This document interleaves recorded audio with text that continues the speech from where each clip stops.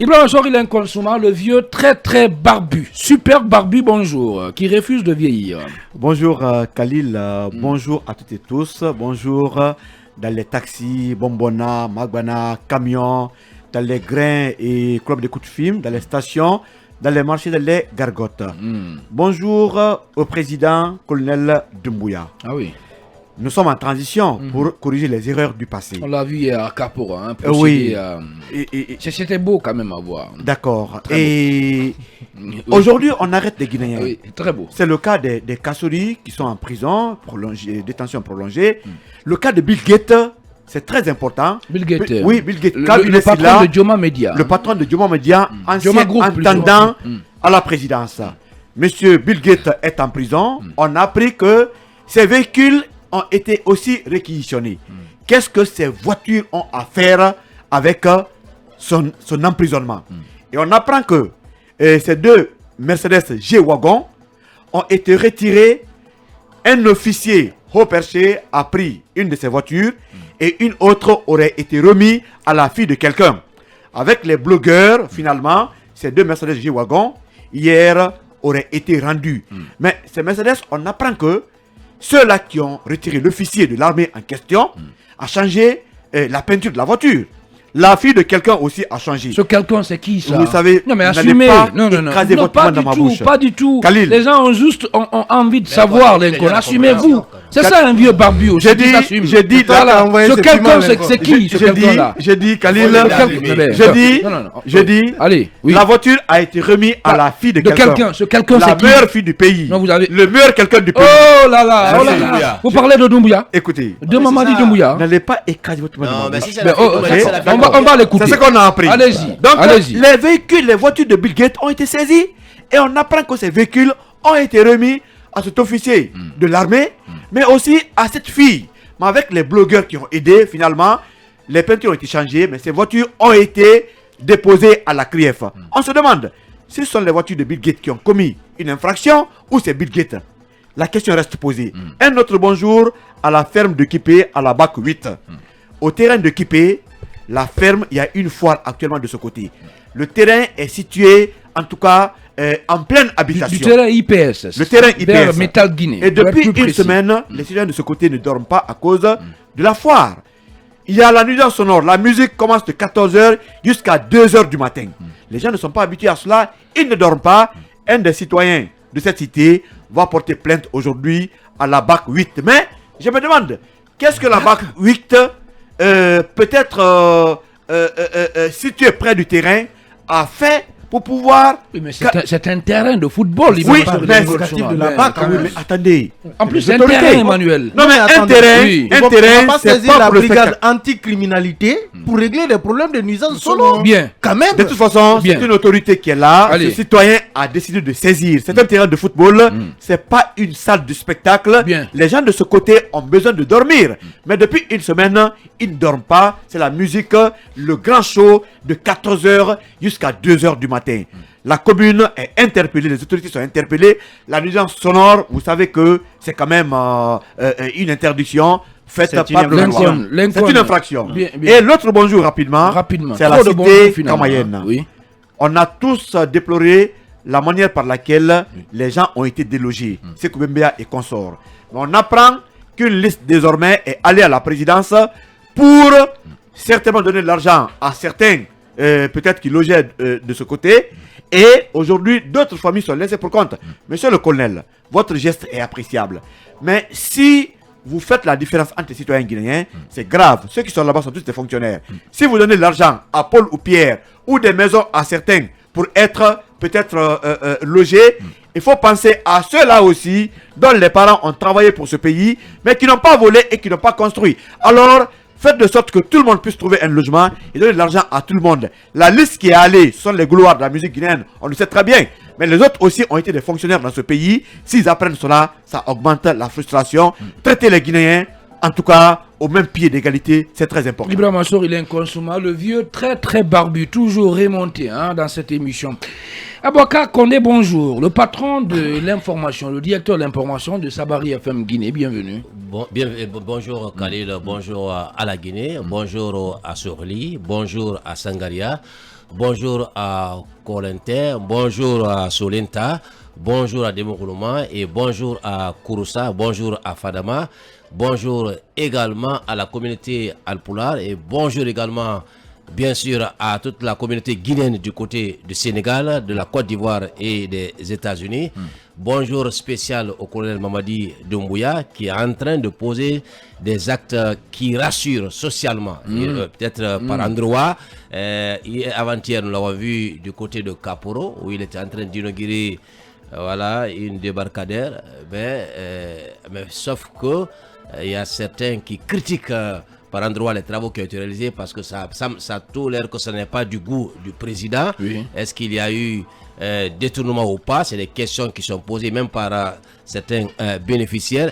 Mais également, bonjour au ministre Charles Oret qui aujourd'hui qui fait beaucoup de communication, qui est beaucoup vu sur la toile. Mais pourquoi ce bonjour? Parce qu'il est l'un des rares ministres dans ce gouvernement de la transition à traquer les fonctionnaires de son département, mais également à traquer certains ministres qui se donnent ses prédécesseurs. C'est le Sud d'ailleurs qui a réussi à poursuivre des ministres, ses prédécesseurs, mais également celui qui a réussi à démasquer les fraudeurs, à démasquer les faux fonctionnaires dans son département. Si chacun faisait autant dans son département, on aura réussi à permettre à la jeunesse d'avoir de l'emploi. Parce qu'on dit souvent que il y a pas de la fonction publique est bourrée, est saturée, sauf qu'il y a des gens là-bas qui font double fonction. Bien, je qu'il fait beaucoup d'excès aussi. Voilà. Non, mais je parle de ce qui a été fait. Voilà, je parle de ce que je constate et ce qu'il a fait. Si tous les ministres en faisaient autant, on aurait eu assez de place pour des jeunes, parce qu'il y a des gens qui reçoivent doublement les salaires, il y a des gens qui sont payés pour des tâches qui n'ont jamais été accomplies. Je pense que si lui il a le courage de débusquer ces fraudeurs, démasquer ces bandits à col blanc, je crois qu'il mérite d'être encouragé et salué. Bonjour également à Tabital Poulak au Guinée. On apprend qu'il y a assez de problèmes. Oui, et également c'est une organisation internationale. Et je crois que tout le monde doit saluer qu'il y ait un acte d'initiation quand une communauté ou quand les communautés s'unissent pour aider leurs concitoyennes et concitoyens. Je crois que c'est normal, mais le mieux serait que ça se fasse à l'unisson, qu'il n'y ait pas de division. Et sauf que Tabikal Poulard Talkou Poulard, je crois que c'est une structure qui fédère le Fouta Diallo, qui fédère à l'international, oui, ça dit tout le Fouta Diallo à l'international, mais également les fils qui se reconnaissent dans cette structure foutanienne. Je pense que, mais sauf que il y a des problèmes qui sont en train de surgir. Parce que vous savez qu'il y a 72 heures de ça ou 120 heures de cela, et là, sans loi, a été d'abord autorisé à inaugurer la maison du Fouta, et après, je crois qu'il a réussi à se faire introniser, et ça ne s'est pas limité là. Il a réussi aussi à nommer un président de la jeunesse. Et c'est la nomination de ce président de la jeunesse là qui n'est pas du goût de la communauté, parce qu'on estime qu'il a fait un forcing, non seulement on parle de Yaya, hein, oui, un certain Mamadou Yaya Diallo qui l'a nommé finalement comme président de la jeunesse, mais sauf que ça n'a pas été concerté, et le fait que ça n'a pas été concerté, ça a suscité des tollés, et je pense que il est important. Moi, je ne suis pas contre que les gens s'unissent pour s'associer, pour donner force à leur communauté, pour donner force à leur ethnie, pour donner force à leur région. Mais si c'est fait à dessein pour désunir les Guinéens, les communautés, je pense que ce n'est pas. Il est important que la loi mette des quintos d'eau dans son vin pour permettre à la communauté Alpulaar de pouvoir conjuguer le même verbe et pour ne pas aussi diviser la jeunesse. Parce que quand on nomme quelqu'un et qu'il ne soit pas l'approbation de tous, ça devient un problème. Je pense qu'il est important qu'on revienne à la normale et qu'on permette à cette communauté Alpulaar de pouvoir conjuguer le même verbe. Bien, allez, Mamadou Yaya Baldé, bonjour. Oui, bonjour Ibrahima, bonjour à tous, bonjour à Ballama, bonjour à Kontifo, à Chupia, à Soumeta, Kelela et Kenya. Allez, Khalil Kamara, bonjour. Bonjour Khalil, mon cher Omo. J'ai tellement la soif de parler ce matin. Bonjour à Kamsar, chez Toulel Diallo. Bonjour également à Fourikaria. Bonjour à Kirwani, chez mes parents. Maintenant, je vais d'abord commencer par les sujets qu'a abordé Lincoln. Je ne vais pas m'attarder là-dessus parce que j'ai aussi assez de sujets importants qu'il faut rappeler. D'abord, la nuisance sonore ou tapage nocturne, c'est une infraction. Je pense que des victimes ou ceux qui se sentent victimes de ces faits peuvent directement saisir la gendarmerie ou le commissariat d'à côté. Voilà, ça c'est un premier fait. L'autre côté, il y a l'ancien intendant de la présidence qui est aussi inquiété par les autorités à travers ses biens. Tout à l'heure, j'ai entendu Lincoln dire que voilà, ces véhicules ont été saisis. Il faut dire que le juge d'instruction, évidemment, a la qualité d'ordonner la saisie des biens d'une personne. Mais ce qui est déplorable dans cette situation, ces biens-là peuvent être saisis si réellement ils sont peut-être les produits de l'infraction ou alors ces biens-là ont servi à la commission de l'infraction. Mais les biens ne peuvent pas être utilisés alors que la justice ne s'est pas encore prononcée sur le dossier. Et surtout apprendre que ces biens aujourd'hui sont à la disposition de la fille d'une grande personnalité du pays. Je pense que tout cela c'est tout grave. Ça s'appelle du pillage. Ça c'est du pillage. Évidemment c'est du brigandage.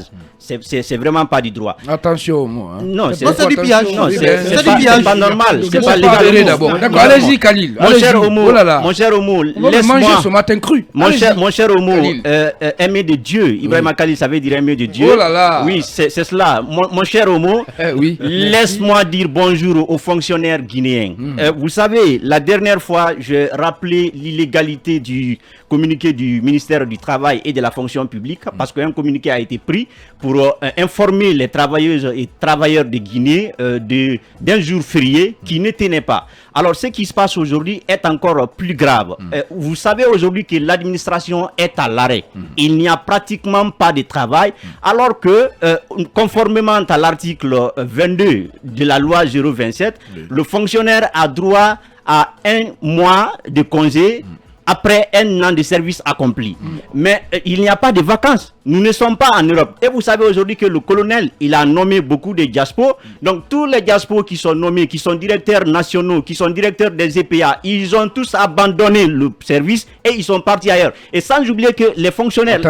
Vous avez les preuves de ce que vous dites là. Non, mais attends, vous ne voyez pas la circulation? Non. C'est facile d'accuser, à partir de Dixine, vous pouvez faire Ataya sur la route. Comme personne, je vous le dis. Non, c'est pas un indicateur, c'est pas déterminant. Je vous dis, en tant que journaliste, vous êtes allé, j'étais en ville hier, j'ai passé toute la journée. J'ai passé toute la journée d'hier en ville. On va s'écouter Khalil. Voilà. Mon cher Homo. Les gens n'ont pas d'argent. Hein? Mon cher Homo. Est-ce que vous êtes par exemple allé dans une direction et que vous avez porté absent carrément les responsables? Mon cher Homo, je vous dis que j'ai passé toute la journée d'hier au niveau des services départementaux, au niveau des ministères. J'ai mené suffisamment d'enquêtes et pour preuve, vous pouvez sortir dans la circulation. Je vous dis qu'à partir de Dixine, vous pouvez faire du thé sur la route parce qu'il n'y a pas de circulation. Non, Emmanuel. Vous risquez de vous faire écraser. Non, pas du tout. Donc, je vais dire au colonel que c'est une mauvaise habitude dans notre pays qu'à l'approche déjà de la fin d'année, tous les fonctionnaires abandonnent le service parce que c'est un abandon de service. Vous ne pouvez pas abandonner le poste et faire ce que vous voulez. Est-ce qu'ils sont en congé? Ils ne sont pas en congé. Ils vont finir ces vacances. Et puis après, ils vont prendre 1 mois de congé qui leur est accordé par la loi. Donc, je pense que le pays est en retard. On doit plutôt aller vite que de s'occuper à des vacances réellement qui n'apportent absolument rien au pays. Mais je peux comprendre quand un ministère du Travail et de la fonction publique aujourd'hui fait la promotion de la porte-ronnerie, fait la promotion du marasme. Khalil, donc je peux comprendre la situation. Non, vous êtes trop dur. Vous êtes vraiment trop dur, trop dur. Emmanuel Milmono, bonjour. Bonjour Khalil, bonjour à tous nos auditeurs, à tous nos téléspectateurs de Dabola, de Gekedou, de la diaspora. Et un bonjour particulier à Tougué. Tougué où désormais on va rentrer dans la ville, en sachant qu'il y a de la lumière. On pourra charger nos téléphones portables. On pourra même... ça a toujours été le cas, Emmanuel. Attention, attention. Allez-y, on pourra dormir dans nos hôtels tranquilles sans avoir à entendre le ronronnement du groupe électrogène. Bravo à Tougué qui a l'électricité. Franchement, je suis content, je suis fier pour cette ville. Et bonjour le désenclavement à l'intérieur du pays. Rapidement, Khalil, je voulais réagir très rapidement sur d'abord la question de cette... fête qui a été accordée ce jour férié, dont parlait tantôt Khalil. Je ne sais pas quelle disposition prévoit que le 26 décembre ne soit pas férié. Évidemment, le 26 décembre en tant que tel, c'est pas férié, mais il est aussi d'habitude, de coutume, que quand une fête tombe sur un week-end, le jour C'est pas toutes les ouvrable, fêtes. C'est pas le toutes jour les fêtes. ouvrable suivant, C'est pas toutes les fêtes. pourquoi Noël ferait exception? Parce que Noël, c'est pas une toutes les fête. fêtes. Non, les fêtes, Il y a- qui font exception sont prévues déjà par le décret du colonel Bien. Mamadi Doumbouya. Merci beaucoup. Mais ça ne fait pas partie. Merci le Khalil. colonel, Allez-y, là, Emmanuel. là, il ne fait Allez-y, pas ça. Emmanuel, rapidement. Je On ne a fais pas beaucoup de partie. sujets. Je pense Allez-y. quand même que ça a toujours été de coutume et ça m'étonnerait que le jour férié passé soit forcément un jour qui ne devait pas être férié. Oui. Maintenant, pour ce qui est du travail, je pense que oui, les diaspos, ils sont partis. Les gens, ils sont habitués aux fêtes de fin d'année. C'est ainsi depuis longtemps. Mais il faut quand même reconnaître qu'officiellement, l'administration n'est pas à l'arrêt, mais officiellement, les ministres sont en congé. Les ministres sont en congé. La preuve, c'est que aujourd'hui, l'essentiel des communiqués sont signés par les secrétaires généraux, les affaires courantes. Et cela a été annoncé officiellement en Conseil des ministres. Les ministres partaient en congé et les secrétaires généraux assuraient les intérims. Donc, Pas tous les faut directeurs pas... des EPA. Non, je ne parle pas des directeurs généraux, je parle surtout des ministres et de leurs secrétaires généraux qui ont pris la relève. Mais il faut quand même dire que c'est un constat que l'essentiel des diaspos aujourd'hui sont partis. Ils sont partis et c'est un Donc, si problème. je vous comprends bien, en fait, on a une administration diaspo, c'est ça hein? Non, c'est un On n'a pas une administration il a fait ce diaspo. qu'on appelle l'abandon de Attention, poste. attention. Allez. La plupart des fonctionnaires guinéens Oui, sont locaux. bien. Mais c'est un secret polichinelle. Il y a certains qui sont rentrés de l'étranger, qui sont venus prendre des places, à occuper des fonctions. Beaucoup. Sauf que là où ils vivaient avant, décembre, c'est la fête. Décembre, c'est les vacances. Évidemment, ils ont leur famille. La plupart d'entre eux sont partis. C'est Bien. un constat. Bien. Beaucoup sont partis. Les locaux sont là en place. L'administration n'est pas forcément à l'arrêt, mais cette portion des fonctionnaires guinéens là, c'est un constat. Beaucoup sont aujourd'hui partis.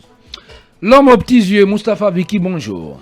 Bonjour Khalil, bonjour au pays Nalou, et bonjour à toute la Guinée, et bonjour à ces fonctionnaires qui ont fait perdre des bourses d'études en Chine à certains Guinéens, à certains jeunes Guinéens, parce que tout simplement on leur a demandé de traduire une page de leurs documents à 150 000 francs guinéens. Et il y avait dans le dossier de certains 28 pages. Le dossier était constitué de 28 pages. Et donc, si vous multipliez 150 000 francs par 28, vous êtes autour de 3 600 000.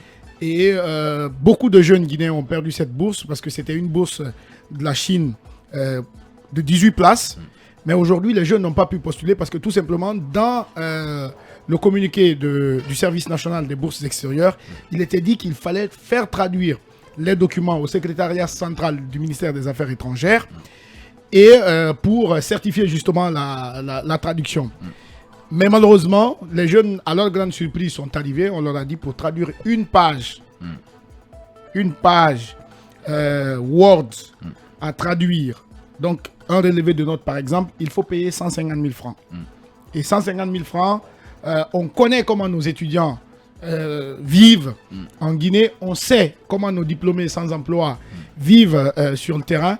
Demander 150 000 francs de traduction de page et exiger à ce que cela soit fait forcément au ministère des Affaires étrangères, c'est comme si vous offrez la tête à quelqu'un et vous lui retirez la langue. Voilà. En même temps, vous ne merci pouvez pas aller aussi Mustapha étudier en Viki. Chine si vous ne parlez pas le Allez,